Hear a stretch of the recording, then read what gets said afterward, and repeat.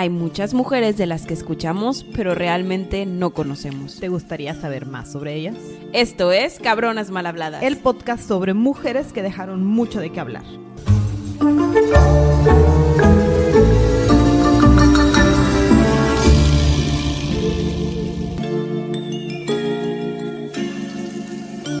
Sandy. Gaby, temporada nueva. Estoy muy emocionada. Esta es una lista de mujeres interesante. La verdad que sí. Esta temporada vamos a hablar de, en su mayoría, porque obviamente va a haber algunas que no lo sean, emperatrices. Sí, amas y señoras de sus territorios. Mujeres poderosas que tuvieron toma de decisiones dentro del reinado de sus esposos o de su reinado de ellas solas, ¿verdad? Sí, y de todos orígenes, desde las clases bajas, las que sí nacieron como que princesitas. Está curiosa la mezcla. Sí, la verdad que sí. Y esta es una de esas que son muy fregonas desde jóvenes. Sobrevivientes, que la muchacha. Sobrevivientes, sí, sobreviviente y que acabó como una todopoderosa dentro de su mismo lugar de nacimiento. Creo, no sé dónde nació. Bueno, ahorita, no sabemos, ahorita que pero platiquemos vemos. sabemos dónde vivió en su infancia. Exacto. Con sí, eso hay. Con eso. ¿Quién es Sandy? Hoy vamos a hablar de Teodora de Bizancio. Ay, hasta el apellido suena crucero. Sí, la verdad que sí. Y nos estamos yendo literal mucho tiempo atrás, no tanto como en Egipto, pero por los 400 no, 500.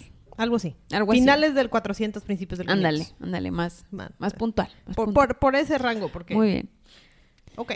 ¿Dónde esta mujer nació? Yo tengo 3 fechas. Está bien divertido cuando no tenemos Yo tengo dos. A ver, ¿cuáles tienes tú? Yo tengo que nació en algún día de algún mes, del 497, del 502 o del 508. Sí, yo tengo 497 y 500. Ok. Digamos 502. 502 sí, la es mitad. un buen como muy bien. Promedio. 502. Y la realidad es que no sabemos dónde nació específicamente. Unos dicen Siria, otros dicen Chipre, que Chipre está ahí por Turquía. Otros de plano dicen en algún punto de la costa de Turquía. Ajá. Lo importante es que en su niñez llegó a Constantinopla. Es como esta nueva Roma, un lugar con mucha historia. Tengo que cantar esa canción. Lo siento, cada vez que digo Constantinopla. Un lugar que era como que, no sé si han leído libros de la época medieval, pero literal se agarraron una península y construyeron una enorme barrera tipo Game of Thrones cuando van a esta ciudad que no me acuerdo. Muro. Ajá. Y era una de esas que no podías entrar ni por mar y era complejo entrar por tierra. Sí. Entonces prácticamente era como que una burbujita. Que Constantino dijo, es mi territorio, Constantinopla. Ajá. Listo. Y lo hizo un paso de comercio muy grande. Era un lugar con muchas escuelas, centro de cultura, arte, religiones, etcétera, etcétera. Pero un poquito antes de eso, hay que explicarles Constantinopla. Y el Imperio Bizantino. Entonces, bueno, ya les di una intro a Constantinopla, pero literal estaban esta ciudad, y digo, puedes ir a visitarla. Sí hay acceso a. Está como que en una zona elevada, en una península, o sea, está mayormente rodeada por agua. Y lo que tenía, que la hacía así como que muy poderosa, era que tenía 2 sistemas de barrera. Entonces era unas bardas, primero que eran de cemento y block, y luego tenían un pozo de agua y con cocodrilo, supongo, y todo ese show. Bien de cuenta. Ajá. Y luego tenían otra barrera que daba ahora sí mucho más alto. Entonces, para poder entrar a saquearla, sí que estaba bien complejo. Sí, tenían que tener el ejército muy bien planeado. Y luego el Imperio Bizantino, que esta era la capital de todo el Imperio Bizantino. Y el Imperio Bizantino para estos tiempos era el equivalente a todo el alrededor del Mediterráneo, ¿no? Entonces era toda la primera, ahora sí que el mero norte de África, un pedacito de España, el actual Italia, Grecia y toda la cunita hacia hasta lo que ahorita conocemos como Medio Oriente, ¿no? Y ese es como que en su esplendor, que es más o menos como unos 20 añitos después de que empieza Teodora, ¿no?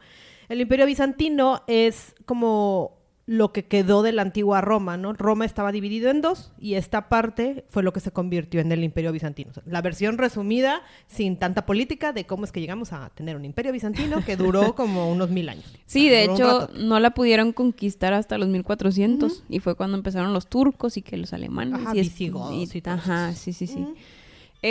Aquí es donde los primeros cristianos comienzan a escribir sus dogmas en la mera Constantinopla. Entonces ya empezamos a tener muchos escritos de patriarcado, pudiéndolo decir. Entonces, aquí medio las mujeres todavía tenían ciertas libertades y los hombres. Y luego ya empezaban a escribir dogmas un poco más severos. Sí, y muchos conflictos de fe. O sea, aquí también empiezan a nacer todos los conflictos. Ya Constantino ya había decidido que el cristianismo era la religión oficial de Roma y el pleito con todo lo que decían que eran herejes, paganos y todas las múltiples corrientes que nacieron del cristianismo. Creo que en este no hablamos de judíos. No, en este no hablamos de judíos, pero pues de ahí sale todo, ¿no? En general. Sí. Y como empezaban ya a hablar de teologías y de todo, había mucho de qué hablar. Sí, sí. Pero bueno, ahora sí nos vamos con nuestra cabrona. Sí. Ya dijimos que nació en algún día y que terminó llegando a Constantinopla. Solo sabemos que su papá se llamaba Acasio y que tenía una profesión bien divertida y yo no sé cómo es que tenemos escrito a qué nos dedicaba. Yo no sé cómo ella logró llegar a donde llegó cuando tenía papás. El origen. El papá literalmente... haz de cuenta que Constantinopla, aparte de tener iglesias, castillos, todo, tenía un hipódromo súper grandote y famoso donde hacían... De todo. De todo. Había carreras de carros, obviamente carrozas, ¿verdad?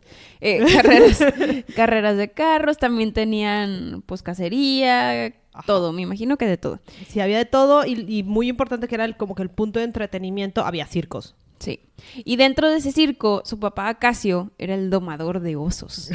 Te digo que está bien curioso. Entonces, a la mamá dicen sin nombre porque no está registrado. Tenía una mamá. Ajá, pero ella era bailarina y actriz. Entonces, prácticamente los dos hace cuenta que trabajaban en el circo y porque el papá tenía este trabajo, podían vivir literal, había sótanos dentro del hipódromo y había casitas, ahí tenían una casita. Sí, ahí les tocaba vivir. Se supone que hubo tiempos de bonanza en su familia, esto de ser domador de osos sí dejaba dinero de vez en cuando. Entonces sí comían constantemente, tal cual está como que escrito tenían comida y a veces no, y a veces sí. Pero en su mayoría sí. En su mayoría les iba bastante bien hasta que las niñas empezaron a crecer. Tenía otras 2 hermanas, Anastasia y... Comito, exacto. También está curioso, Comito. Porque comes poquito, Comito. Era la hermana grande Comito y luego Teodora y al final Anastasia, ¿no? Pero se llevaban bastante bien. Resultaba ser que Anastasia era como que la que sí tenía los dones de la mamá y sí era una buena actriz y pues ella era la asistente, ¿no? De su hermana, ¿no? Ahí estábamos todos contentos. Sí, y digo... Obviamente dentro de toda felicidad hay una tragedia. El papá muere y la mamá, pues en un inicio antes de conseguirse a otro esposo, porque pues ella era muy común el de si te quedas viuda, pues te vuelves a casar. ¿Y leíste la parte en la que esta zona tenía esta como que regla de que si se casaban rápido, el nuevo marido heredaba el trabajo del anterior? Sí, y eso pasó. Exacto, pero estaba bien extra, o sea, ¿cuál era la ventana de tiempo, Leo? De que tienes 2 meses para volverte a casar, si no, pierdes tu casa y tu todo. Y tu trabajo. O sea, pero ¿cómo te consigues de que, hey, jalas casarte conmigo y te haces domador de osos? Jalas.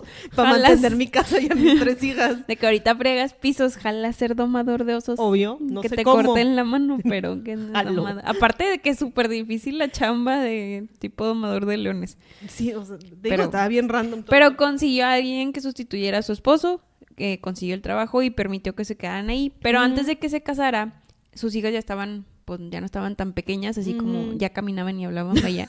Entonces, literal, las mandaba al hipódromo a vender guirnaldas. Sí. Y aquí es donde haz de cuenta que en Constantinopla 2 partidos. Es como en México, me voy primero a Monterrey, Gaby. Ok. Y luego ya nos vamos si quieres al Barça y al Real. Pero en Monterrey haz de cuenta que tenemos los Tigres y los Rayados. Sí, hay veces que la afición de los Tigres y de los Rayados pues chocan mucho. O sea, y se pelean y todo. Y siempre están en guerrilla. Sí. Igual si nos vamos a España, que es más conocido por todos y posiblemente ustedes conozcan a esos y no a los de Monterrey, México. Está el Real Madrid y el Barça, que hay veces que pues hay riñas entre lugares. Aquí teníamos lo mismo. Teníamos tipo como la Fórmula 1, 2 equipos de carreras de caballos. Sí. Había más, pero los más populares era el azul y el verde. Bien creativos con los nombres. Por colores. Entonces, estos 2 siempre había riña, pero la riña se iba más allá de solo el deporte. Se iba a temas políticos que ahorita vamos a llegar. El tema es que la facción azul, este equipo súper poderoso, como que apapachó mucho a esta Teodora y a sus hermanas mientras estaban ahí. Entonces, nuestro equipo favorito... Éramos azules. Sí.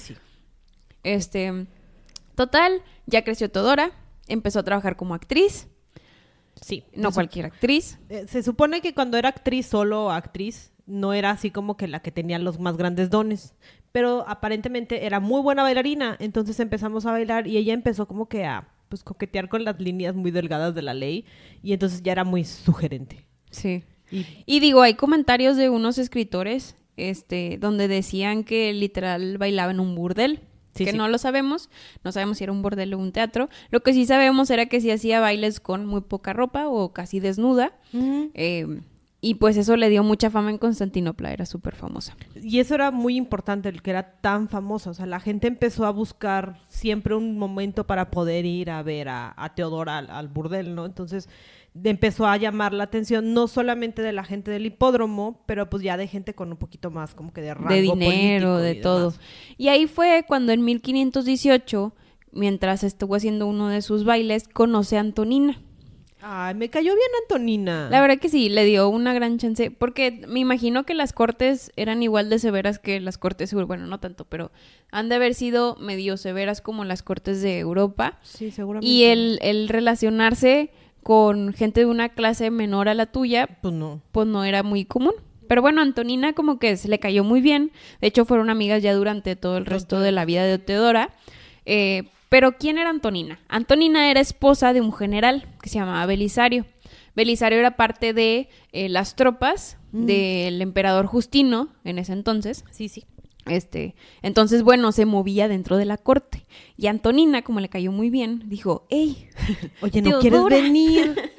¿No jalas venir a una fiesta a la corte conmigo?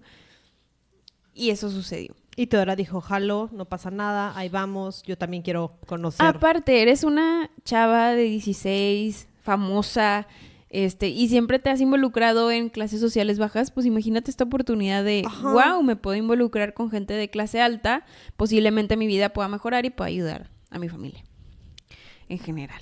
¿Por qué no? Venga, Teodora, yo le echo porras a Teodora. Sí se puede, Teodora. Dentro de esta aventura a la cual se estaba yendo al estar en las cortes, le dio la oportunidad que a los 16 años comenzara a viajar por todas partes. Fue la primera vez que salió de Constantinopla.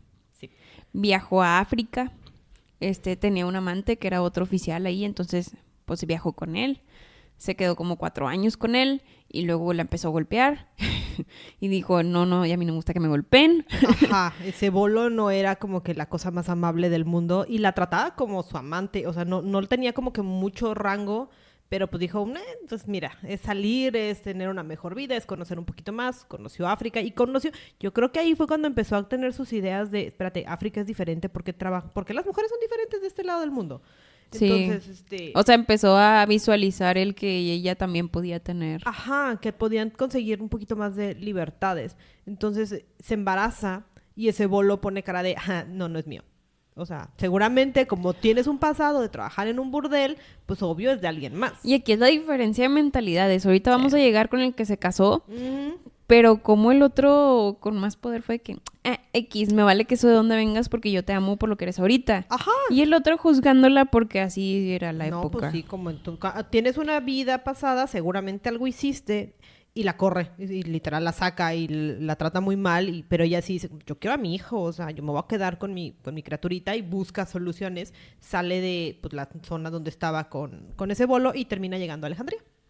Que también Alejandría era esta ciudad como que... Era como Constantinopla. Exacto. O sea, era un centro histórico, un centro de arte, cultura, entendimiento, centro religioso, de la medicina. De hecho, Alejandría era más de medicina, ¿no? Exacto. Que tenía Constantinopla. Mucho conocimiento. Entonces, también, y era el Egipto en el que todo era como libre e igualitario. Entonces, Teodora empezó a aprender de... Las mujeres pueden tener propiedades, pueden ser libres, pueden tener libertad financiera. Pueden tomar decisiones, Gaby. ¿En serio? ¡Soy libre!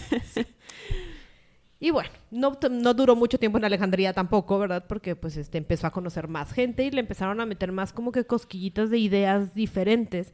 Y así fue como conoció toda esta línea teológica diferente a lo que era el cristianismo pues más heterodoxo. Uh-huh. Donde es importante decirlo desde ahorita, el cristianismo ortodoxo se enfocaba más en que Cristo tenía dos tipos, o sea, era dos personalidades. Era esta deidad que era superior a todos, pero también tenía su lado humano. Sí, es muy parecido a lo que tenemos ahorita en el catolicismo, ¿no? O sea, sí hay una trinidad y sí es tan divino como es humano y son tres figuras. Esta zona, y es como que se llaman monofisitas. Ellos eran más como de, no, es 100% divino. O sea, tal vez sí vino al mundo, pero es Dios. Sí, no tiene nada humano. Su divinidad opaca lo humano. Exacto. Entonces, todos creen en Cristo, pero decidieron complicarse la vida y unos dijeron es divino y humano para como que más empático hacia uno y el otro no, es nada más divino. Sí, solo es Dios. Esa es la diferencia, pero esto causaba mucha guerra porque dentro de las dos teologías había mucho conflicto o riña. Y bueno, ella aprendió eso ahí. Sí, conoce a Severo, que es como que su bestie que le presenta todo esto y ella dice, me gusta, voy a transformar mi vida y voy a dejar mi pasado, si quieres, oscuro y voy a dedicarme a ser ahora sí muy santa, muy, muy casta, voy a dedicarme a mi hijo.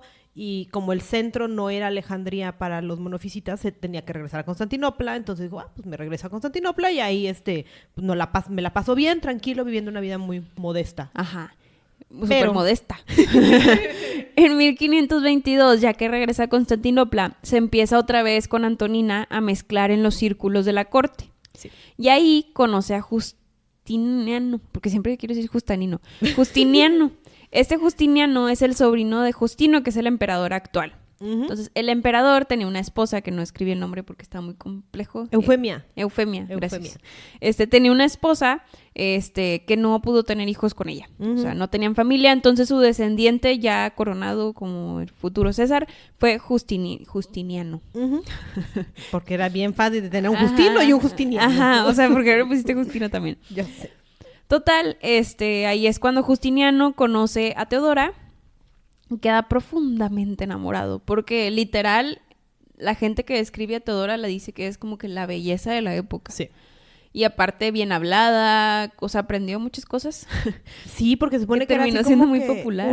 una damita súper educada, sabía cómo trabajar en los diferentes círculos. Yo quiero pensar que tanto peregrinar por el mundo le ayudó. Exacto, y Alejandría, que era esta meca como que de conocimiento. Tú ponle que Antonina, su mejor amiga, también le ayudó mucho como que para saber relacionarse en los temas de la corte. Sí. Y también Teodora súper inteligente. Sí, para cambiar su manera, porque recordemos, ella viene de vivir en las casitas del hipódromo. Sí, o sea, era lo que en ese momento eran las clases bajas, más bajas.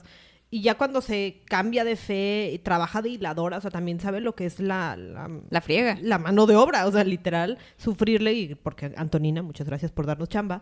Y ahora sí entrar a un ambiente que, pues, uno pensaría que le iba a costar mucho más trabajo adaptarse a la corte. Es que ya era actriz, Gaby. Exacto, ya sabía lo que hacía. Ya sabía lo que hacía. es el mejor papel de su vida. Actriz. Se enamora de Justiniano, ella también, pero no se podían casar. ¿Por qué? Porque antes, por Constantino, que fundó Constantinopla, me acordé de no sé si viste la de Miss Universo. ¿Miss Universo? Sí, en Miss Universo, una chava que dijeron... ¿Cuáles son los...? Creo que eso era el marxismo y esas cosas. No dije nada. La del confucianismo. Ándale, confucianismo. Ándale. Así con Constantino y Constantinopla. Sí, Bueno, pero eso me desvié. Solo me acordé. Había una ley donde los nobles, es decir, la familia real no podía casarse con alguien de menor clase. Sí. Para prevenir que se casara con una actriz. Uh-huh. Pero Justino, el emperador actual, quería mucho a Teodora. Sí. O sea, la admiraba mucho. La esposa de él no estaba tan afín, no tan de acuerdo, pero cuando falleció su esposa, Euforia. Cambiamos de ley, Eufemia. Cuando falleció su esposa Eufemia, dijo Justino. ¡Yay! ¡Cambio de ley! ¡Sí se puede! Entonces la abolen y ahora sí, en 1525, Justiniano y Teodora se pudieron casar. ¡Yay! Boda feliz. Entonces, pues Teodora ya tenía un hijo. Y en diferencia a el de clase baja, ese comandante que era su amante, este rey Justiniano la quería tanto que trató a sus hijos como si fueran sus propios hijos. Sí, no le preocupó, no le causaba cero conflicto que tuviera una criatura extra. Algunos dicen que eran 2. Otros dicen que era nada más una niña, otro niña. Uh-huh. Lo que fuera, Justiniano, bien open mind, dijo, me cae bien, la quiero. Sí, adelante. Porque yo siento que era ese tipo de mentalidad romana antes de el cristianismo. Sí. De que, no, sí, libre. Pues sí, pues, me gustas, te gustó. Se arma. Se arma. Total. Ella se sigue moviendo muy bien por la corte, mientras Justino, el tío de Justiniano, sigue reinando. Ella va a audiencias, va a todo, como que ya se empieza a mezclar un poco más con la raza que se maneja su esposo. Uh-huh. Y aprende un chorro. Entonces aquí es donde se hace más clever para hacer muchos movimientos dentro de la corte y la política. Sí. Y luego, 4 años después, fallece Justino. Y entonces, en 1529 nos hacemos emperatriz. ¡Ay! Nos coronan Augusta del Imperio Bizantino. Vámonos. O sea, nada dramático el nombre, ¿eh? Y además está bien dramático esto porque los murales que nos dejaron los colocan como iguales. Tal vez no está escrito como una corregente, pero son idénticos, o sea, están al mismo nivel. Normalmente se ve la mujer un poquito más atrás, un poquito más abajo, o sea, pero en este caso están al mismo nivel, se les respeta exactamente igual. Y en las imágenes también los dos tienen la corona del mismo tamaño, con los mismos adornos, las joyas son casi las mismas, entonces quiere decir igualdad de poder. Exacto. Y eso es bien impactante que haya quedado reflejado, porque pues sí, tal vez no teníamos textos como tal que lo dijeran, pero el hecho de que quedara escrito, dibujado y eventualmente escrito en lo que es todo el código de Justiniano, dices, esta mujer tenía un montón de influencia en este imperio, ¿no? Era consejera principal, casi. Estilo Julia. Ay. Que ya luego hablaremos de Julia. Muy bien. Dentro de muchas de las actividades que sucedieron durante su reinado, una de ellas fue los disturbios de Nica. Que además Nica significa victoria. Entonces aquí teníamos una revuelta. Ganaron. Y aquí es donde nos regresamos a el equipo azul y el equipo verde. Uh-huh. Y ya no nada más con temas de deportes, sino temas políticos. Sí. Entonces, esta revuelta se hizo más que nada porque empezó a haber muchos conflictos con los rulers, con los emperadores. Uh-huh. El emperador quería más dinero, entonces pues como muchos reales ¿qué hacen? Pues le cobran impuestos a las gente que no le deben de cobrar impuestos, que es a los de clase baja. Sí. Entonces, los verdes o el equipo verde era más de clase baja, comerciantes, ellos eran los que le iban a ese equipo. Los azules eran más la aristocracia, los nobles, todo eso. Sí, y acordemos que Teodora es azul de corazón. Exacto. Porque fueron las que la apoyaron de chiquita. Total, los verdes empiezan a hacer esta revuelta, empiezan a atacar a los azules a los verdes, y los verdes como que van ganando potencia y quieren ir a atacar el palacio. Uh-huh.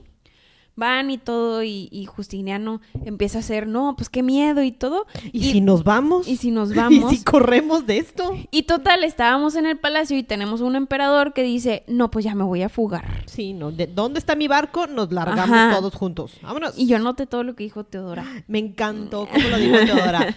Recordemos que estamos en esta escena en la que violencia fuera, o sea, pero caos y destrucción. O sea, imagínense al zar de Rusia encerrado en su castillo con las hordas con fuego afuera. O sea, rojo haz de total. Cuenta, o sea, María Antonieta a punto de ser linchada. O sea, así estábamos. Justiniano dijo me largo, yo no voy a pelear por todo esto. Y entonces Teodora levantó la mano y le dijo... No, es que esto está denso. ¡Uy! Una mujer diciéndole esto a su esposo enfrente de su ejército, enfrente de los líderes de su ejército, enfrente de sus más cercanos, ¿cómo se llama? Consultores, todo. Les empieza. Todo. Aún cuando no ha quedado un remedio más que la huida, los que han llevado la corona no deben de sobrevivir a su pérdida. O sea, esto se lo está diciendo la esposa, la concubina, no la noble, vaya, al noble. Los que no voy a ver el día en el que dejen de saludarme como emperatriz. Si tú, César, quieres huir, César porque pues es el emperador, puedes hacerlo. Tienes dinero y barcos, el mar abierto, pero yo me quedo. O sea, yo me planto aquí.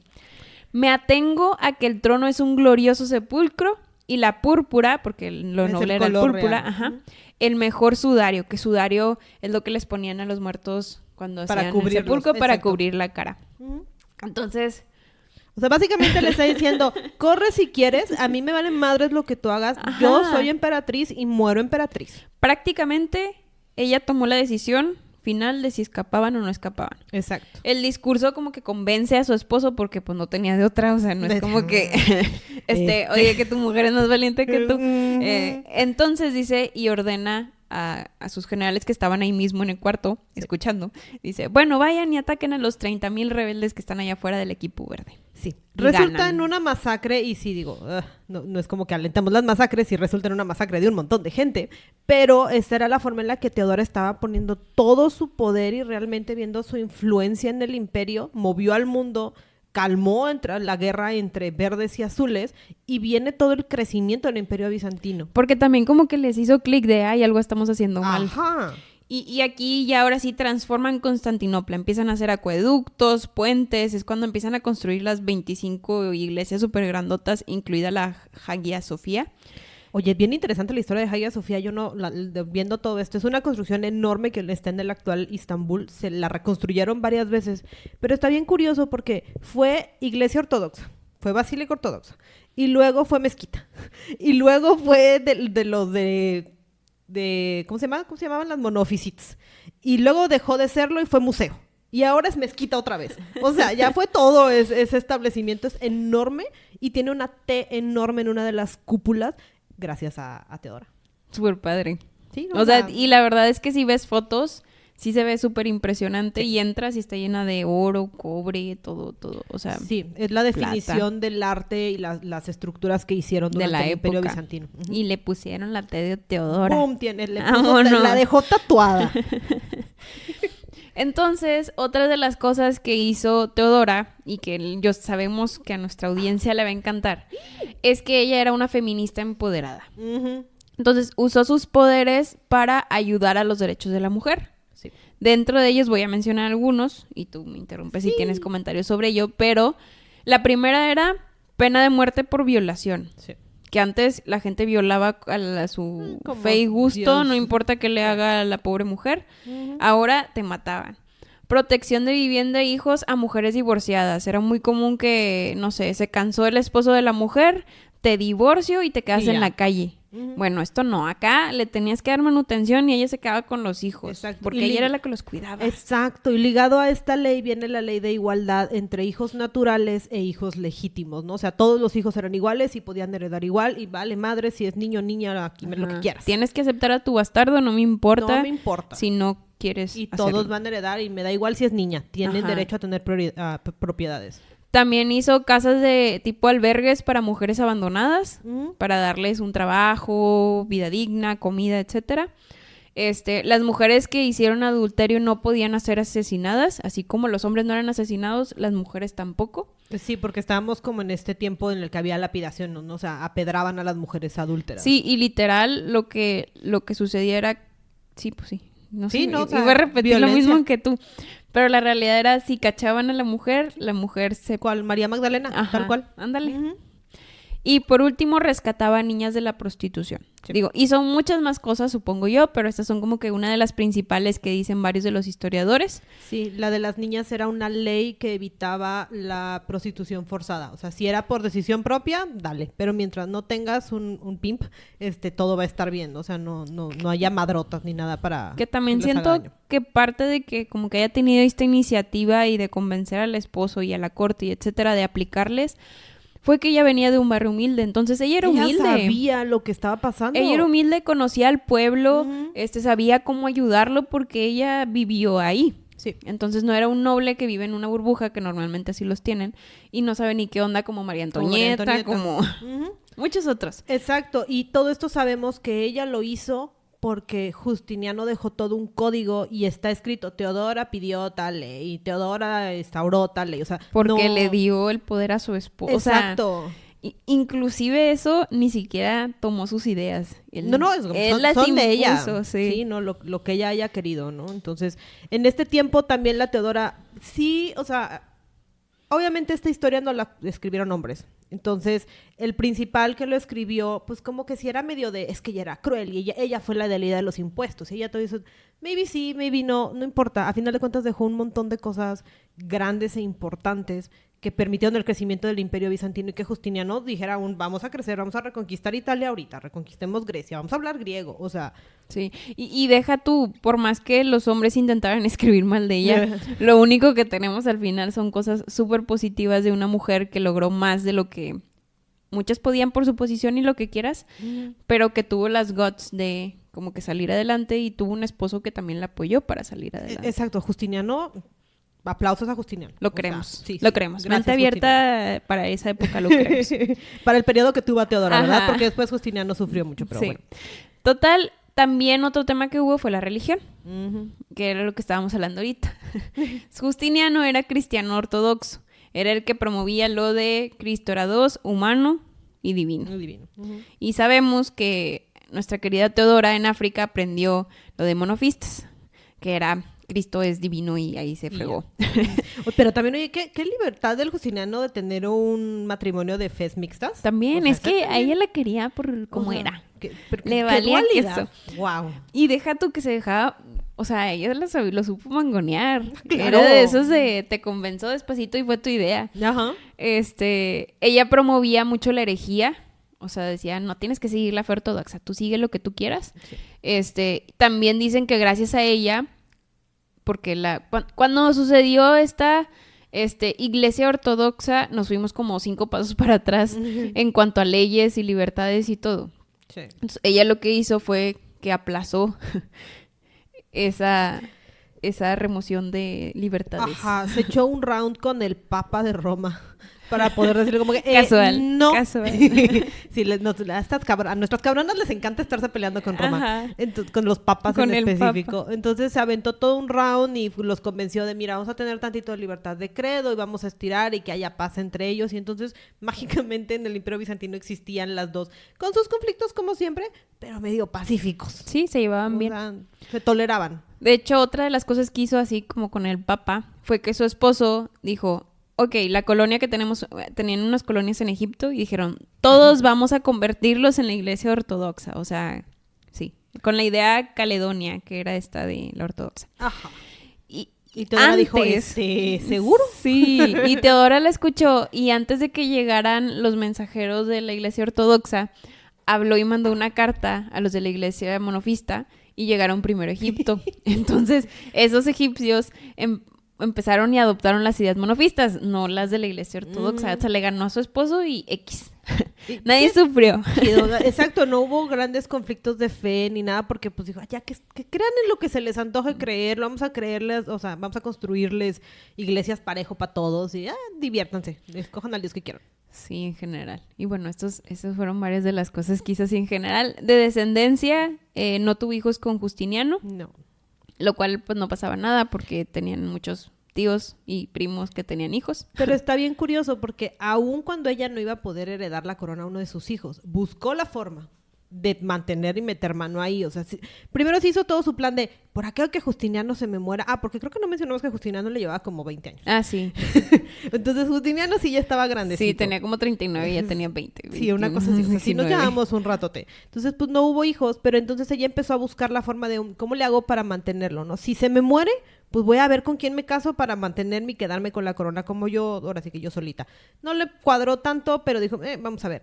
Ya teníamos un heredero que era otro sobrino y dijo, ¿cómo le hago para mantener mi linaje? Entonces encontró que su hermana Anastasia, ¿se acuerdan de la que estaba allá al principio de esta historia? Tenía una hija que se llamaba Sofía. Dijo, pues los casamos. ¿Cuál es el problema? Y entonces dejó su linaje casado con el sobrino y pues ellos fueron el eventual Justino IV, creo. Guau. O segundo, creo. O sea, le echó ganas y dejó marcada incluso la descendencia. Oye, qué padre para la sobrina, la Sofía. Ya sé, o sea, también. Que no se tuvo que esforzar, ella la tía la casó. Esto es normal en estos tiempos. Sí, tristemente, pues no sucede lo que ella dice de que su esposo chance fallecía primero que ella. Sí. Muere supuestamente de cáncer el 28 de junio de 548, o sea, tenía entre 48 y 50 años. Uh-huh. Hay estudios que dicen que chance fue cáncer de mama. Sí. Que sí es muy creíble, tenía como probable. Que la edad, el rango, todo. Sí. Y bueno, su esposo se quedó viudo. Y todo fue horrible. Todo fue horrible. O sea, se supone que Justiniano se los derrumbó y sí dicen que lloró durante el funeral amargamente y a Justiniano le quedaban 17 años más de vida por reinar. Este es de esos señores que son longevos porque lo son. Sí, o sea, yo me voy a morir hasta los 100 años. No, pues se nos fue como a los 80 y muchos. Yo creo que es descendencia de la corona que está ahorita ahí en... No lo dudaría. En Inglaterra. Si buscamos el árbol puede ser. Entonces, 17 años más se las pasó en penumbras y haciendo como que el mínimo esfuerzo. El imperio sí creció y se mantuvo hasta que llegaron los siguientes emperadores, pero pues él ya era así como que, sí, ya chido, estaba cansado también, era un señor ya de 60, 70 años. Y se le murió el amor de su vida, entonces también, pues sí, ya no tenía. No tenía mucha motivación para seguir gobernando. Como quiera, él siguió trabajando en mantener la armonía entre monofistas y la iglesia ortodoxa para como que tener ese, pues darle ese beneficio a su esposa. Ella la quería.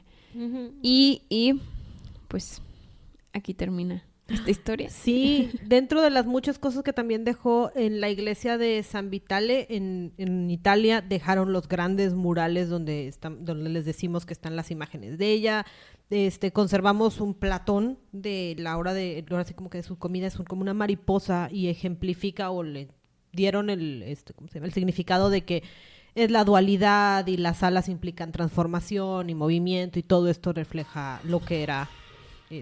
Perdón, si se escuchó una música, es mi celular. Los celulares no cooperan a veces. Pero sí, entonces hablaba mucho de la dualidad de esta mujer y lo importante. Algunos dicen que sí era cruel y que mandó a matar a ese bolo y todo eso, pero pues digo, también se le entiende, ¿verdad? No, y eres parte del reinado, obviamente. Tiene sus pros y sus cons, hay veces que tienes que ser dura, hay veces que no. Todo para beneficio del pueblo y la corona. Y no creo que haya monarca que sea 100% bueno, sí, ¿no? Y digo, lo importante es aquí lo que dejó en general, que súper feminista, dejó una de las primeras leyes como que escritas que apoyaban a las mujeres. Igualmente el Imperio Bizantino fue conocido como el mejor de toda Europa en cuanto al estado de la mujer dentro de él. Porque ella dejó las bases, porque pues aquí fue donde creció y se mantuvo, entonces entre las leyes también hablábamos de derecho al cuerpo, aborto, la mujer decide vivíamos en esta burbuja, en Constantinopla, entonces así nos quedamos y teníamos ahí muchos derechos. Sí, y de ahí salieron muchas ideas, porque sí dicen que este código de Justiniano fue el que inspiró mucho del código de leyes de la Europa del Renacimiento y todo eso, ¿no? Entonces, pues, la influencia de esta mujer hasta hoy. ¡Eso! Y aquí los dejamos con esta historia. Esperamos les haya gustado. Una feminista empoderada llamada Teodora, que del piso o de la clase baja llegó a ser emperatriz de una de las ciudades más poderosas de su época. ¡Yay! Esperemos les haya gustado y véanos en el siguiente capítulo. Bye.